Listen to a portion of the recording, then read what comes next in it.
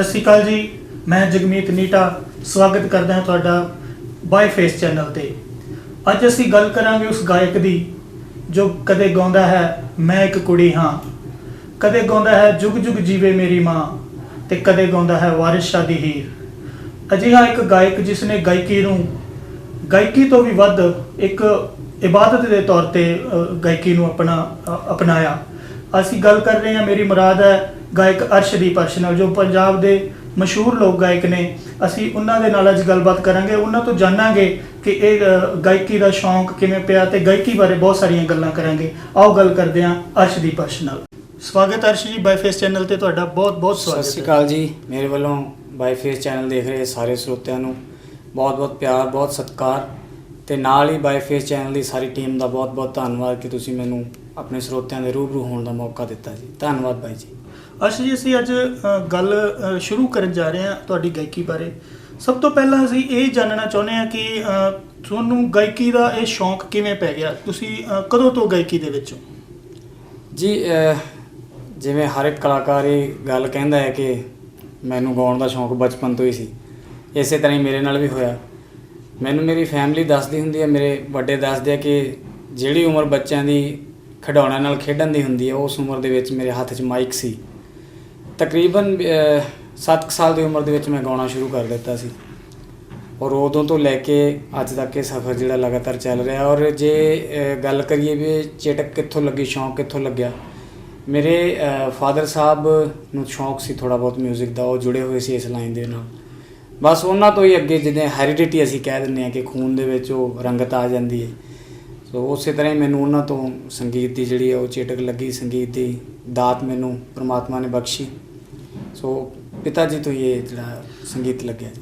अर्श जी ਅਸੀਂ ਅੱਗੇ ਗੱਲ ਵਧਾਉਣ ਨਾਲੋਂ ਆਪਾਂ ਅੱਗੇ ਜੋ ਗੱਲਾਂ ਬਾਤਾਂ ਕਰੀਏ, ਉਸ ਤੋਂ ਪਹਿਲਾਂ ਇੱਕ ਗੀਤ ਜਿਹੜਾ ਤੁਹਾਡਾ ਸਭ ਤੋਂ ਵੱਧ ਫੇਮਸ ਹੋਇਆ ਉਹ ਗੀਤ ਹੈ ਮੈਂ ਇੱਕ ਕੁੜੀ ਹਾਂ ਜੀ। ਸਾਨੂੰ ਸਾਡੇ ਦਰਸ਼ਕਾਂ ਨਾਲ ਵੀ ਉਹ ਗੀਤ ਸਾਂਝਾ ਕਰੋ। ਸਾਡੇ ਦਰਸ਼ਕਾਂ ਨੇ ਵੀ ਉਹ ਗੀਤ ਸੁਣਿਆ ਹੋਣਾ ਬਹੁਤ, ਪਰ ਅੱਜ ਤੁਸੀਂ ਸਿੱਧਾ ਮੁਖਾਤਿਬ ਹੋਵੋਗੇ ਤਾਂ ਉਹਨਾਂ ਨੂੰ ਬਹੁਤ ਵਧੀਆ ਲੱਗੂਗਾ ਜੀ।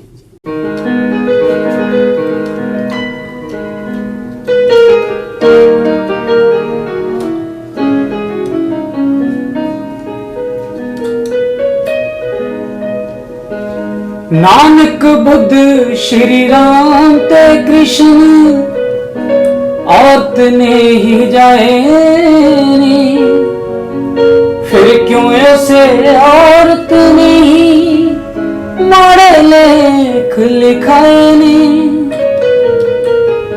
नित जाना पैंदा मैनू मर मर के, नित जाना पैंदा मैनू मर मर के।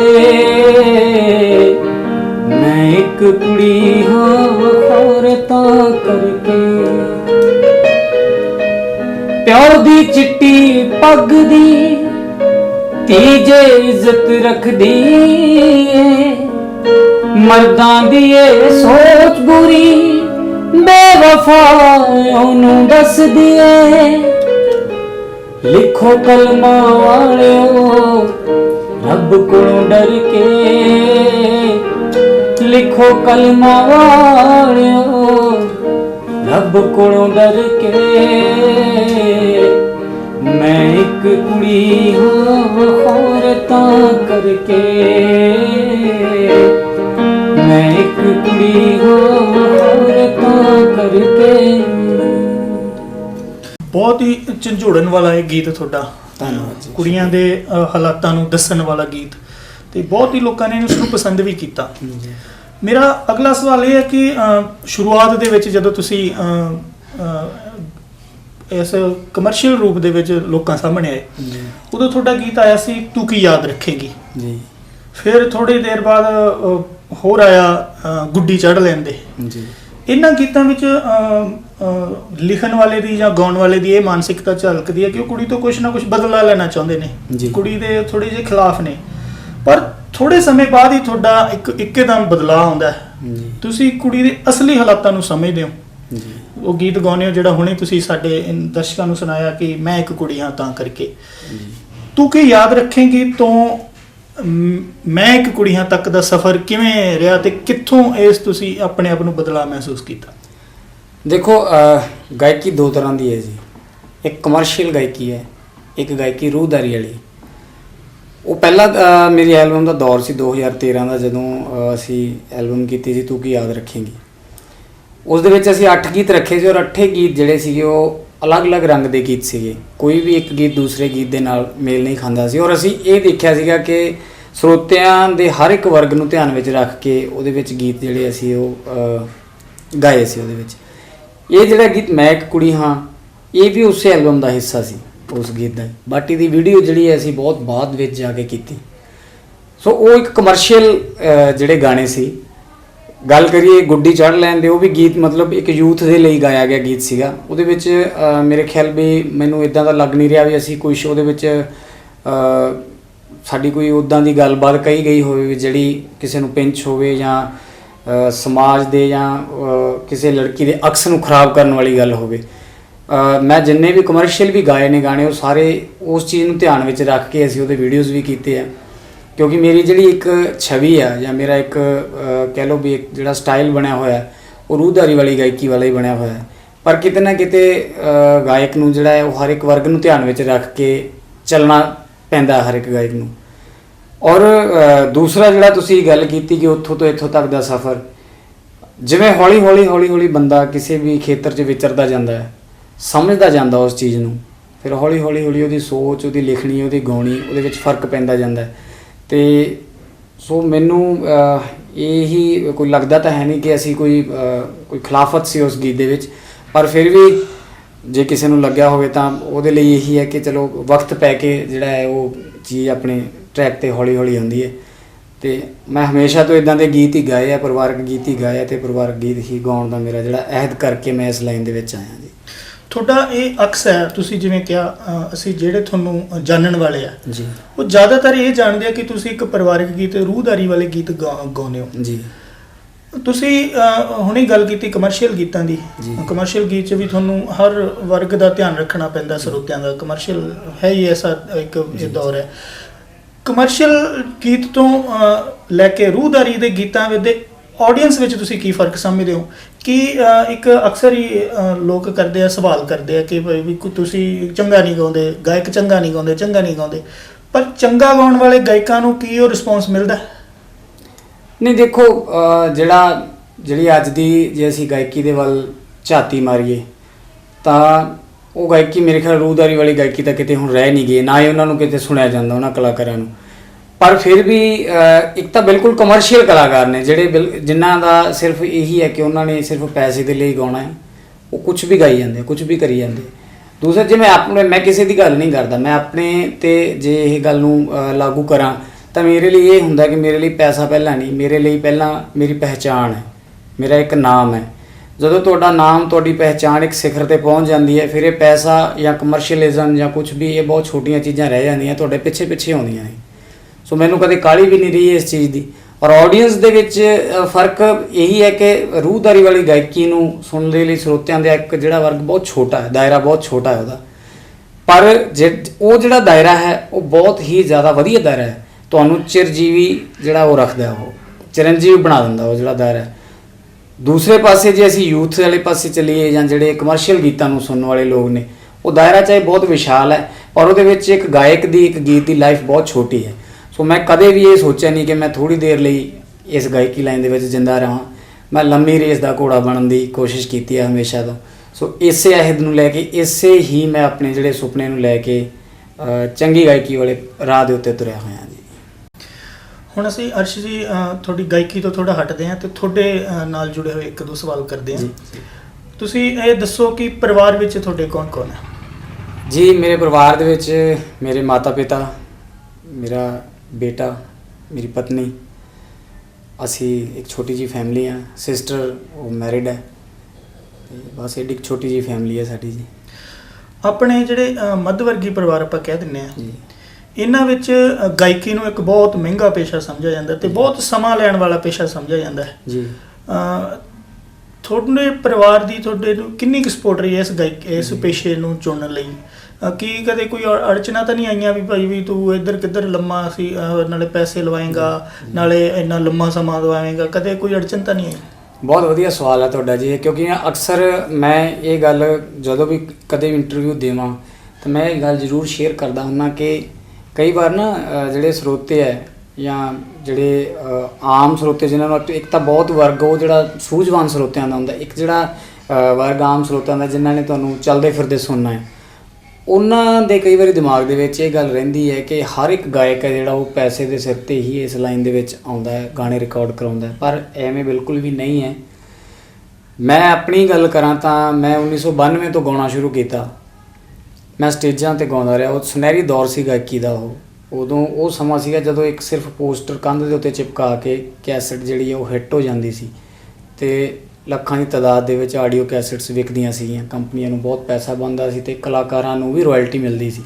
ਹੌਲੀ ਫਿਰ CD ਦਾ ਦੌਰ ਆਉਣ ਲੱਗਿਆ, ਫਿਰ ਉਸ ਤੋਂ ਬਾਅਦ ਅੱਜ ਦਾ ਜਿਹੜਾ ਦੌਰ ਹੈ ਇੰਟਰਨੈਟ ਦਾ ਦੌਰ ਹੈ। ਪਰ ਉਸ ਦੌਰ ਦੇ ਵਿੱਚ ਵੀ ਮੈਂ ਕਦੇ ਕਾਹਲੀ ਨਹੀਂ ਕੀਤੀ। ਉਦੋਂ ਖੈਰ ਮੈਨੂੰ ਸਮਝ ਨਹੀਂ ਸੀ, ਬਟ ਮੇਰੇ ਪਿਤਾ ਜੀ ਮੇਰੇ ਮੈਂਟਰ ਸੀ, ਮੇਰਾ ਸਾਰਾ ਉਹ ਦੇਖਦੇ ਸੀ ਸਭ ਕੁਝ। ਉਹਨਾਂ ਨੇ ਵੀ ਕਦੇ ਕਾਹਲੀ ਨਹੀਂ ਕੀਤੀ ਕਿ ਅਸੀਂ ਐਲਬਮਸ ਜਾਂ ਕੈਸਟਾਂ ਦੇ ਦੌਰ ਦੇ ਵਿੱਚ ਆਈਏ, ਹਾਲਾਂਕਿ ਉਦੋਂ ਸੌਖਾ ਸੀ ਬਹੁਤ ਆਉਣਾ। ਵਜ੍ਹਾ ਇਹੀ ਸੀ ਕਿ ਮੱਧਵਰਗੀ ਪਰਿਵਾਰ ਦੇ ਨਾਲ ਸੰਬੰਧਿਤ ਹੋਣ ਦੇ ਕਾਰਨ ਮੈਂ ਜਿਹੜਾ ਮੇਰੀ ਪੜ੍ਹਾਈ ਲਿਖਾਈ ਜਾਂ ਹੋਰ ਮੇਰੇ ਪਿਤਾ ਜੀ ਜੋ ਵੀ ਕਰਵਾ ਰਹੇ ਸੀ, ਇੰਨਾ ਇਹ ਬਹੁਤ ਵੱਡੀ ਗੱਲ ਸੀ ਕਿ ਮੈਨੂੰ ਸੰਗੀਤ ਦੀ ਉਹਨਾਂ ਨੇ ਮੈਨੂੰ ਪੜ੍ਹਾਈ ਬਹੁਤ ਅੱਗੇ ਤੱਕ ਕਰਵਾਈ, MA B.Ed ਤੱਕ ਮੈਨੂੰ ਮਿਊਜ਼ਿਕ ਦੀ ਉਹਨਾਂ ਨੇ ਪੜ੍ਹਾਈ ਕਰਵਾਈ। ਫਿਰ ਜੇ ਮੈਂ ਉਹਨਾਂ ਨੂੰ ਇਸ ਗੱਲ ਤੋਂ ਪ੍ਰੈਸ਼ਰਾਈਜ਼ ਕਰਦਾ ਕਿ ਮੇਰੇ ਬਈ ਗਾਣੇ ਵੀ ਰਿਕਾਰਡ ਕਰਵਾਓ ਜਾਂ ਮੈਨੂੰ ਮਾਰਕੀਟ ਦੇ ਵਿੱਚ ਲੈ ਕੇ ਆਓ, ਅਤੇ ਇਹ ਲੱਗਦਾ ਵੀ ਮੇਰੇ ਲਈ ਇਹ ਬੇਵਕੂਫੀ ਵਾਲੀ ਗੱਲ ਹੋਣੀ ਸੀ। ਹੌਲੀ ਸਟੈਪ ਬਾਏ ਸਟੈਪ ਜਦੋਂ ਮੈਂ ਪੜ੍ਹਾਈ ਕਰਕੇ ਨੌਕਰੀ ਦੇ ਉੱਤੇ ਇਸਟੈਬਲਿਸ਼ ਹੋ ਗਿਆ, ਆਪਣੇ ਪੈਰਾਂ ਦੇ ਉੱਪਰ ਖੜ੍ਹਾ ਹੋ ਗਿਆ, 4 ਪੈਸੇ ਕਮਾਉਣ ਜੋਗਾ ਹੋ ਗਿਆ, ਫਿਰ ਮੈਂ ਇਸ ਲਾਈਨ ਦੇ ਵਿੱਚ ਆਇਆ। ਫਿਰ ਮੈਂ ਸੋਚਿਆ ਕਿ ਚਲੋ ਹੁਣ ਜਿਹੜੇ 1-2 ਟਰੈਕ ਉਹ ਕੀਤੇ ਜਾਣ, ਪਰ ਫਿਰ ਵੀ ਮੈਂ ਕੋਈ ਬਹੁਤ ਵੱਡੇ ਲੈਵਲ 'ਤੇ ਸ਼ੁਰੂਆਤ ਨਹੀਂ ਕੀਤੀ। ਹੌਲੀ ਸਟੈਪ ਬਾਏ ਸਟੈਪ ਅਸੀਂ YouTube ਤੋਂ ਸ਼ੁਰੂਆਤ ਕੀਤੀ। ਹੌਲੀ ਜਿਵੇਂ ਸਾਨੂੰ ਸਾਡਾ ਪਹਿਲਾਂ ਮੇਰਾ ਸ਼ਹਿਰ ਉਹ ਦੇਖਣ ਲੱਗਾ, ਉਦੋਂ YouTube ਦਾ ਵੀ ਰੁਝਾਨ ਜਿਹੜਾ ਸ਼ੁਰੂ ਹੋਇਆ ਹੀ ਸੀਗਾ। 2007-08 ਦੇ ਵਿੱਚ ਅਸੀਂ ਜਿਹੜਾ ਪਹਿਲਾਂ ਗਾਣਾ ਸ਼ੁਰੂ ਕੀਤਾ, ਰਿਕਾਰਡ ਕਰਨ ਲੱਗੇ। ਫਿਰ ਅੱਗੇ ਜਿਵੇਂ ਪਿਆਰ ਮਿਲਦਾ ਗਿਆ ਉਵੇਂ ਮੈਂ ਸਟੈਪ ਅੱਗੇ ਵਧਾਉਂਦਾ ਗਿਆ। ਫਿਰ ਇੱਕ ਗੀਤ ਤੋਂ ਫੁੱਲ ਐਲਬਮ ਤੱਕ ਵੀ ਪਹੁੰਚ ਗਿਆ। ਔਰ ਫੁੱਲ ਐਲਬਮ ਦੀ ਵੀ ਜੇ ਮੈਂ ਗੱਲ ਕਰਾਂ ਤਾਂ ਉਹ ਬਹੁਤ ਵੱਡਾ ਪ੍ਰੋਜੈਕਟ ਸੀ। ਮੈਨੂੰ ਗੱਲ ਕਰਦੇ ਵੀ ਬੜੀ ਖੁਸ਼ੀ ਹੋ ਰਹੀ ਹੈ ਕਿ ਮੈਂ ਮਾਨਸਾ ਇੱਕ ਸ਼ਹਿਰ ਦੇ ਵਿੱਚ ਸਟੇਜ 'ਤੇ ਗਾ ਰਿਹਾ ਸੀ। ਉੱਥੇ ਮੇਰਾ ਪਿਆਰਾ ਵੀਰ ਰਾਈਟਰ ਮਹਿਲਾ ਪੁੰਨੀ, ਜਿਨ੍ਹਾਂ ਦਾ ਗੀਤ ਲਿਖਿਆ ਮੈਂ ਇੱਕ ਕੁੜੀ ਹਾਂ, ਉਹਨਾਂ ਨੇ ਮੈਨੂੰ ਉੱਥੋਂ ਸਟੇਜ ਤੋਂ ਸੁਣਿਆ ਅਤੇ ਉੱਥੋਂ ਮੈਨੂੰ ਆਪਣੇ ਨਾਲ ਉਹਨਾਂ ਨੇ ਜੋੜਿਆ, ਜਿਹਨਾਂ ਨੇ ਮੇਰੀ ਫੁੱਲ ਐਲਬਮ ਕੀਤੀ, ਵੱਡੇ ਲੈਵਲ ਦੇ 2 ਵੀਡੀਓਜ਼ ਕੀਤੇ। ਫਿਰ ਚੱਲ ਜਿਹੜਾ ਉਹ ਚੱਲਦਾ ਰਿਹਾ। ਨਿਰਾ ਪੂਰਾ ਪੈਸਾ ਹੀ ਤੁਹਾਡਾ ਨਹੀਂ ਕੰਮ ਕਰਦਾ, ਤੁਹਾਡੀ ਮਿਹਨਤ ਹੈ ਜਿਹੜੀ ਸਭ ਤੋਂ ਵੱਧ ਉਹ ਝਲਕਦੀ ਹੈ। ਜੇ ਤੁਹਾਡੇ ਵਿੱਚ ਕੁਛ ਹੈ, ਤੁਹਾਡੀ ਗਾਇਕੀ ਦੇ ਵਿੱਚ ਕਸ਼ਿਸ਼ ਹੈ, ਤੁਹਾਡੀ ਲੇਖਣੀ ਦੇ ਵਿੱਚ ਖਿੱਚ ਹੈ, ਤਾਂ ਤੁਹਾਨੂੰ ਆਪਣੇ ਆਪ ਹੀ ਤੁਹਾਡੇ ਜਿਹੜੇ ਰਸਤੇ ਉਹ ਖੁੱਲ੍ਹਦੇ ਜਾਣਗੇ। ਜੇ ਤੁਸੀਂ ਹੁਣ ਗਾਉਣਾ ਹੀ ਗੱਲ ਹੀ ਰੰਗਾਂ ਦੀ ਕਰਨੀ ਹੈ ਤਾਂ ਫਿਰ ਉਹਦੇ ਲਈ ਤਾਂ ਫਿਰ ਜਿਹੜਾ ਹੈ ਉਹ ਇਨਵੈਸਟਮੈਂਟ ਆਪਣੇ ਕੋਲੋਂ ਕਰਨੀ ਪੈਂਦੀ ਹੈ। ਕਰਨੀ ਮੈਨੂੰ ਵੀ ਪੈਂਦੀ ਹੈ, ਪਰ ਇੰਨੀ ਕੁ ਪਰਮਾਤਮਾ ਦੀ ਕਿਰਪਾ ਹੈ ਕਿ ਜਿੰਨੀ ਮੈਂ ਇਨਵੈਸਟਮੈਂਟ ਕਰ ਦੇਵਾਂ ਉਨੀ ਮੇਰੇ ਸ਼ੋਜ਼ ਵਗੈਰਾ ਜਿੰਨੇ ਆ ਜਾਂਦੇ ਆ, ਅਸੀਂ ਉਹਨੂੰ ਬੈਲੈਂਸ ਕਰ ਲੈਂਦੇ ਹਾਂ ਜੀ। ਅੱਛਾ ਜੀ, ਇੱਕ ਮੈਂ ਤੁਹਾਨੂੰ ਇੱਕ ਸਵਾਲ ਹੋਰ ਐਸਾ ਕਰਨਾ ਚਾਹੁੰਦਾ ਕਿ ਜਿਹੜਾ ਅੱਜ ਕੱਲ੍ਹ ਦਾ ਇੱਕ ਨਾ ਮੁੱਦਾ ਬਣਿਆ ਹੋਇਆ ਜੀ। ਅਸੀਂ ਦੇਖਦੇ ਹਾਂ ਕੁਝ ਗਾਇਕ ਨੇ, ਉਹ ਇੱਕ ਵੀਡੀਓ ਪਾਉਂਦੇ ਆ, ਮੈਂ ਤੈਨੂੰ ਉਹ ਕਰ ਦੂੰ ਅਗਲੇ ਗਾਇਕ ਨੂੰ, ਅਗਲਾ ਫਿਰ ਵੀਡੀਓ ਪਾਉਂਦਾ ਕਿ ਮੈਂ ਤੈਨੂੰ ਉਹ ਕਰ ਦੂੰ। ਸਾਡਾ ਯੂਥ ਹੈ ਜਿਹੜਾ ਜੀ ਪਹਿਲਾਂ ਹੀ ਗਾਇਕੀ ਨੇ ਉਲਟ ਪਾਸੇ ਨੂੰ ਤੋਰ ਰੱਖਿਆ ਜੀ, ਅਤੇ ਉੱਤੋਂ ਉਹਨਾਂ ਦੀਆਂ ਲੜਾਈਆਂ ਇਹ ਯੂਥ ਨੂੰ ਕਿੱਧਰ ਨੂੰ ਲਿਜਾ ਰਹੀਆਂ, ਅਤੇ ਕੀ ਇਹ ਗਾਇਕੀ ਦੇ ਖੇਤਰ ਦੇ ਵਿੱਚ ਇਹ ਚੰਗੀ ਗੱਲ ਹੈ? ਦੇਖੋ, ਜਿੱਥੋਂ ਤੱਕ ਲੜਾਈ ਦਾ ਸਵਾਲ ਹੈ ਨਾ, ਜਿਹੜਾ ਬੰਦਾ ਲੜਦਾ ਹੈ, ਜਿਹੜਾ ਬੰਦਾ ਲੜਾਈਆਂ ਦੇ ਵਿੱਚ ਪੈਂਦਾ ਹੈ, ਉਹ ਕਲਾਕਾਰ ਤਾਂ ਹੋ ਹੀ ਨਹੀਂ ਸਕਦਾ। ਉਹ ਜਾਂ ਤਾਂ ਕੋਈ ਪਹਿਲਵਾਨ ਹੋਊਗਾ ਜਾਂ ਅਖਾੜੇ 'ਚ ਲੜਨ ਵਾਲਾ, ਜਾਂ ਫਿਰ ਕੋਈ ਜੇ ਹੋਰ ਉਸ ਤੋਂ ਮਤਲਬ ਦੂਸਰੇ ਲੈਵਲ 'ਤੇ ਲੈ ਜਾਈਏ ਤਾਂ ਕੋਈ ਗੁੰਡਾ ਹੋਊਗਾ, ਕੋਈ ਮਾਫੀਆ ਹੋਊਗਾ, ਕੋਈ ਡਾਊਨ ਹੋਊਗਾ। ਕਲਾਕਾਰ ਥੋੜ੍ਹੀ ਹੋਊਗਾ। ਕਲਾਕਾਰ ਤਾਂ ਬਹੁਤ ਜ਼ਿਆਦਾ ਨਿਮਰਤਾ ਵਾਲੇ ਲੋਕ ਹੁੰਦੇ ਨੇ, ਜਿਹੜੇ ਉਹ ਆਪਣੀ ਕਲਾ ਦੇ ਵਿੱਚ ਗਾਇਬ ਰਹਿਣ ਵਾਲੇ, ਗੁੰਮ ਰਹਿਣ ਵਾਲੇ ਲੋਕ ਹੁੰਦੇ। ਨਾਲੇ ਜੇ ਉਹਨਾਂ ਨੇ ਕਿਸੇ ਨੂੰ ਕੋਈ ਜਵਾਬ ਦੇਣਾ ਵੀ ਹੈ ਨਾ, ਤਾਂ ਉਹ ਆਪਣੇ ਗਾਣੇ 'ਚ ਹੀ ਜਵਾਬ ਦਿੰਦੇ, ਆਪਣੀ ਮਿਹਨਤ ਨਾਲ ਹੀ ਜਵਾਬ ਦਿੰਦੇ। ਇਸ ਤਰ੍ਹਾਂ ਵੀਡੀਓਜ਼ ਬਣਾ ਕੇ ਇੱਕ ਦੂਜੇ ਨੂੰ ਭੱਦੀ ਸ਼ਬਦਾਵਲੀ ਬੋਲ ਕੇ ਜਾਂ ਇੱਦਾਂ ਨਹੀਂ ਜਵਾਬ ਦਿੰਦੇ। ਔਰ ਇਹ ਜਿਹੜੇ ਲੋਕ ਹੈ ਨਾ, ਇਹ ਕੰਟਰੋਵਰਸੀਜ਼ ਕ੍ਰੀਏਟ ਕਰਦੇ ਆ ਆਪਸੀ ਸਮਝੌਤਿਆਂ ਦੇ ਨਾਲ, ਸਿਰਫ ਤੇ ਸਿਰਫ ਕੀ ਲੋਕਾਂ ਦੀ ਨਜ਼ਰ ਦੇ ਵਿੱਚ ਆਉਣ ਦੇ ਲਈ, ਕਿਉਂਕਿ ਪੱਲੇ ਤਾਂ ਕੁਝ ਹੁੰਦਾ ਨਹੀਂ। ਮਿਹਨਤ ਕੀਤੀ ਹੋਵੇ ਤਾਂ ਤੁਹਾਨੂੰ ਇਹ ਸਭ ਕਰਨ ਦੀ ਜ਼ਰੂਰਤ ਨਾ ਪਵੇ। ਤੁਸੀਂ ਮਿਹਨਤ ਕਰੋ, ਇਹਨਾਂ ਚੀਜ਼ਾਂ ਤੋਂ ਲੈਣਾ ਕੀ ਹੈ। ਤੁਹਾਨੂੰ ਦੇਖ ਕੇ, ਉਹ ਪਿੱਛੇ ਜੇ ਇੱਕ ਰੌਲਾ ਸੀ, ਮੈਨੂੰ ਐਂ ਤਾਂ ਖੈਰ ਪਤਾ ਨਹੀਂ ਗਾ ਕਿਸ ਕਲਾਕਾਰ ਦਾ ਕੀ ਰੌਲਾ ਸੀ, ਉਹ ਮੈਂ ਟੀਵੀ ਤੇ ਵੀ ਬੜਾ ਉਹਦਾ ਚਰਚਾ ਉਹਦੀ ਸੁਣੀ ਕਿ ਉਸ ਕਲਾਕਾਰ ਦੇ ਪਿੱਛੇ ਜੀ ਇੰਨਾ ਯੂਥ ਪਹੁੰਚ ਗਿਆ, ਇੰਨੀ ਪਬਲਿਕ ਪਹੁੰਚ ਗਈ, ਉਹਦੇ ਪਿੱਛੇ ਇੰਨੀ ਪਬਲਿਕ ਪਹੁੰਚ ਗਈ। ਦੇਖੋ ਉਹ ਜਿਹੜੇ ਦੋਨੋਂ ਆਪਣੇ ਘਰੇ ਬੈਠੇ ਹੈ, ਜਿਹੜੀ ਬਾਹਰਲੀ ਪਬਲਿਕ ਹੈ ਥਾਣਿਆਂ ਕਚਹਿਰੀਆਂ ਦੇ ਬਾਹਰ ਖੜੀ ਹੈ, ਉਹਨਾਂ ਨੇ ਆਪਸੀ ਐਵੇਂ ਉਹ ਵੈਰ ਵਿਰੋਧ ਤਾਂ ਲੜ ਲੜ ਕੇ ਮਰ ਜਾਣਾ। ਹਿੱਟ ਤਾਂ ਉਹਨਾਂ ਦੋਨਾਂ ਨੇ ਹੋ ਜਾਣਾ। ਕੰਟਰੋਵਰਸੀ 'ਚ ਉਹ ਆ ਗਏ, ਪਬਲਿਸਿਟੀ ਉਹਨਾਂ ਨੂੰ ਮਿਲ ਗਈ। ਸੋ ਯੂਥ ਨੂੰ ਵੀ ਜਿਹੜਾ ਹੈ ਨਾ, ਇਹ ਚੀਜ਼ਾਂ ਨੂੰ ਅਵੋਇਡ ਕਰਨਾ ਚਾਹੀਦਾ। ਇਸ ਤਰ੍ਹਾਂ ਦੇ ਜਿਹੜੇ ਕਲਾਕਾਰ ਹੈ ਜਾਂ ਇਸ ਤਰ੍ਹਾਂ ਦੇ ਜਿਹੜੇ ਮੁੱਦੇ ਹੈ ਜਾਂ ਆਪਣੇ ਆਪ ਨੂੰ ਜਿਹੜੇ ਸਟਾਰ ਕਹਾਉਂਦੇ ਹੈ ਇਸ ਤਰ੍ਹਾਂ ਦੇ, ਉਹਨਾਂ ਨੂੰ ਥੋੜ੍ਹਾ ਜਿਹਾ ਇਗਨੋਰ ਕਰਨਾ ਚਾਹੀਦਾ। ਉਹਨਾਂ ਨੂੰ ਇੰਨੀ ਤਵੱਜੋ ਨਹੀਂ ਦੇਣੀ ਚਾਹੀਦੀ, ਨਹੀਂ ਤਾਂ ਜਿਹੜਾ ਇਹ ਯੂਥ ਹੈ ਉਹ ਆਪਣੇ ਆਪ ਨੂੰ ਆਪ ਹੀ ਗਲਤ ਦਲਦਲ ਦੇ ਵਿੱਚ ਜਿਹੜਾ ਉਹ ਧਕੇਲ ਰਿਹਾ ਹੈ। ਅੱਛਾ ਜੀ, ਇੱਕ ਆਖਰੀ ਸਵਾਲ ਇਹ ਹੈ ਕਿ ਜਿਵੇਂ ਅਸੀਂ ਸਾਰੇ ਜਾਣਦੇ ਹਾਂ ਕਿ ਕਰੋਨਾ ਵਾਇਰਸ ਕਾਰਨ ਜਿਹੜੀ COVID-19 ਬਿਮਾਰੀ ਹੈ, ਉਹਦੇ ਕਰਕੇ ਪੂਰੀ ਦੁਨੀਆ ਦੇ ਲੋਕ ਬਹੁਤ ਹੀ ਤਕਲੀਫਾਂ ਦੇ ਵਿੱਚ ਨੇ। ਤੇ ਤੁਸੀਂ ਇੱਕ ਗੀਤ ਹੁਣੇ ਜੇ ਗਾਇਆ ਕਿ ਅਰਦਾਸ, ਜੋ ਇਸ ਸਮੇਂ ਤੇ ਸਾਡੇ ਦਰਸ਼ਕਾਂ ਨਾਲ ਪਹਿਲਾਂ ਤੇ ਗੀਤ ਸਾਂਝਾ ਕਰੋ, ਤੇ ਫਿਰ ਸਾਡੇ ਦਰਸ਼ਕਾਂ ਨੂੰ ਇੱਕ ਸੁਨੇਹਾ ਜਿਹੜਾ ਵੀ ਤੁਸੀਂ ਦੇਣਾ ਚਾਹੋ। ਹੱਥ ਜੋੜ ਕੇ ਕਰਦੀ ਆਂ ਅਰਦਾਸ ਮੇਰੇ ਦਾਤਾ, ਦੁੱਖਾਂ ਵਿੱਚ ਪਈ ਦੁਨੀਆ ਨੂੰ ਕਰੋ ਮਾਫ ਮੇਰੇ ਦਾਤਾ। ਕਿਸਨੇ ਗਲਤੀ ਕੀ ਕੀਤੀ ਸਭ ਦਿਲੋਂ ਭੁਲਾ ਦਿਓ, ਇਸ ਦੁਨੀਆ ਨੂੰ ਪਹਿਲਾਂ ਵਰਗੀ ਫੇਰ ਬਣਾ ਦਿਓ, ਇਸ ਦੁਨੀਆ ਨੂੰ ਪਹਿਲਾਂ ਵਰਗੀ ਫੇਰ ਬਣਾ ਦਿਓ। ਮੋੜ ਦਿਓ ਰੌਣਕ ਜਿਹੜੀ ਉੱਡ ਗਈ ਚਿਹਰਿਆਂ ਤੋਂ, ਰੌਸ਼ਨੀ ਦੀ ਕਿਰਨ ਵਿਖਾ ਦਿਓ ਉਪ ਹਨੇਰਿਆਂ ਚੋਂ, ਕੰਡੇ ਚੁਗ ਕੇ ਰਾਹਾਂ ਚੋਂ ਫਿਰ ਫੁੱਲ ਵਿਛਾ ਦਿਓ, ਇਸ ਦੁਨੀਆ ਨੂੰ ਪਹਿਲਾਂ ਵਰਗੀ ਫੇਰ ਬਣਾ ਦਿਓ, ਇਸ ਦੁਨੀਆ ਨੂੰ ਪਹਿਲਾਂ ਵਰਗੀ ਫੇਰ ਬਣਾ ਦਿਓ।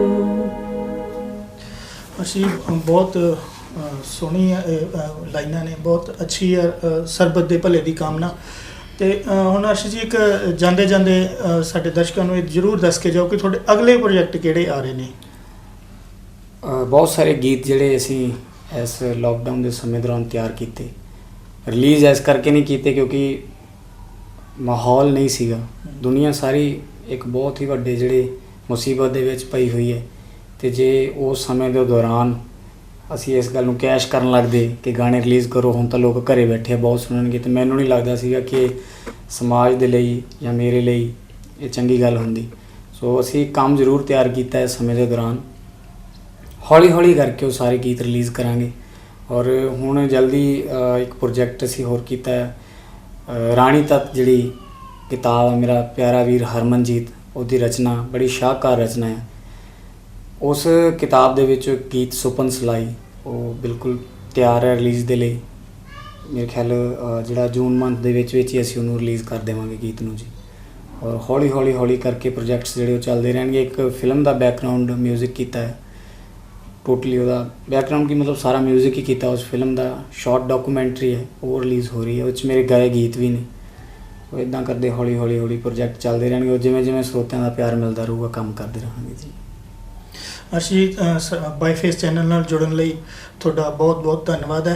ਅਤੇ ਅਸੀਂ ਕਾਮਨਾ ਕਰਦੇ ਹਾਂ ਕਿ ਤੁਹਾਡਾ ਫਿਊਚਰ, ਤੁਹਾਡਾ ਭਵਿੱਖ ਹੈ ਜਿਹੜਾ ਉਹ ਐਸਾ ਹੀ ਚੱਲਦਾ ਰਹੇ ਕਿ ਲੋਕਾਂ ਨੂੰ ਤੁਸੀਂ ਚੰਗੀ ਸੇਧ ਅਤੇ ਚੰਗੇ ਪਾਸੇ ਨੂੰ ਲੈ ਕੇ ਜਾਣ ਵਾਲੇ ਗਾਇਕ ਬਣੋ ਜੀ। ਧੰਨਵਾਦ ਤੁਹਾਡਾ ਵੀ, ਸਾਰਿਆਂ ਦਾ, ਤੁਹਾਡੀ ਟੀਮ ਦਾ ਬਹੁਤ ਬਹੁਤ ਧੰਨਵਾਦ ਮੈਨੂੰ ਸਰੋਤਿਆਂ ਦੇ ਰੂਬਰੂ ਕਰਨ ਦਾ ਵੀ, ਔਰ ਸਰੋਤਿਆਂ ਦਾ ਵੀ ਬਹੁਤ ਬਹੁਤ ਧੰਨਵਾਦ ਜਿਹੜੇ ਮੇਰੇ ਗੀਤਾਂ ਨੂੰ ਬਹੁਤ ਸਾਰਾ ਪਿਆਰ ਦਿੰਦੇ ਆ, ਮੇਰਾ ਹੌਸਲਾ ਬਣਾਈ ਰੱਖਦੇ ਆ।